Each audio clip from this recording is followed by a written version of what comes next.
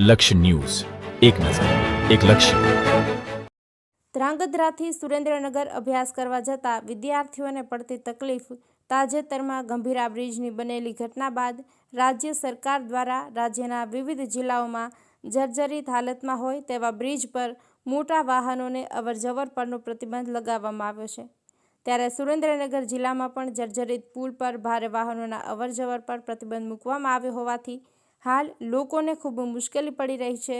ત્યારે દુધરેજ કેનાલ પર આવેલા જર્જરિત પુલ આવેલા હોવાથી ભારે વાહનો પર અવરજવર પર પ્રતિબંધ મૂકવામાં આવ્યો હોવાથી ધ્રાંગધ્રાથી સુરેન્દ્રનગર જવા માટે મુસાફરો તેમજ કોલેજના વિદ્યાર્થીઓને ખૂબ મુશ્કેલી પડી રહી છે.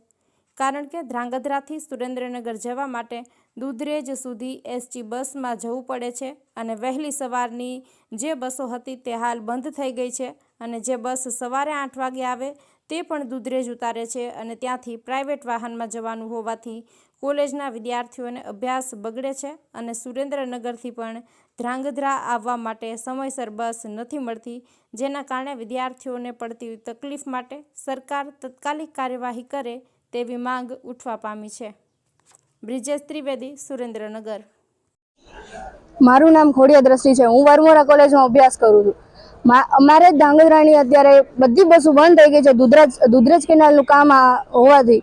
તો અહીંયા અમારે બસો અમને દુધરેજ ઉતારે તો અમારે અહીંયાથી સામેથી જવા માટે અમારે અલગથી વાહન કરવા પડે છે અને બસો પહેલાં તો હોતી જ નથી. 6 વાગ્યાની બસ, 6:30 ની બસ કે બધી કેન્સલ થઈ ગઈ. સીધી 7 વાગે 8 વાગે તો અમારે અહીંયા પહોંચવામાં 2 થી 3 લેક્ચર વયા જાય. તો અમારે અહીંયા જઈને ભણવાનું શું?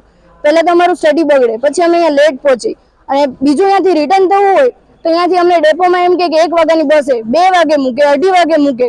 તો અહીંયા અમારે કેટલું ખરાબ કન્ડિશન છે. તો એના માટે કંઈક કરાવો. બસ જ નથી અને મારી માંગ એ છે કે ઓનલી ફોર સ્ટુડન્ટ બસ કરાવો. હું નરેન્દ્રસિંહ ઝાલા. મારી પાછળ ઊભા છે એ બધાય ડેઈલી ધ્રાંગધ્રાથી સુરેન્દ્રનગર કોલેજમાં અપડાઉન કરતા વિદ્યાર્થીઓ છે. ધ્રાંગધ્રા બસ સ્ટેન્ડથી સવારે 5:45 વાગે અને 6 વાગે અને 6:15 વાગે એમ 3 બસ ઉપડે છે.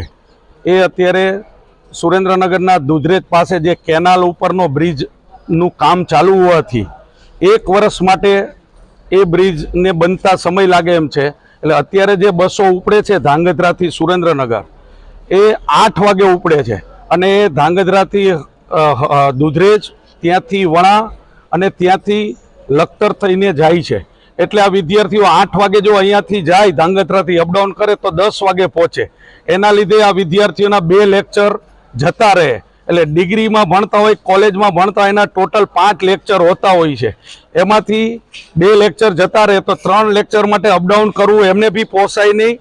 એના માટે અમે સરકારશ્રી અને ડેપો મેનેજરને નમ્ર વિનંતી કરી છે કે આ વિદ્યાર્થી માટે સવારે જે હળવદથી સુરેન્દ્રનગરની 5:30 બસ અહીંયા આવે છે ધ્રાંગધ્રા બસ સ્ટેન્ડમાં, એ 6 વાગે આવે, જેથી કરીને આ વિદ્યાર્થીઓ ટાઈમસર 6 વાગે સુરેન્દ્રનગર જવા નીકળે તો 8 વાગે પહોંચી શકે.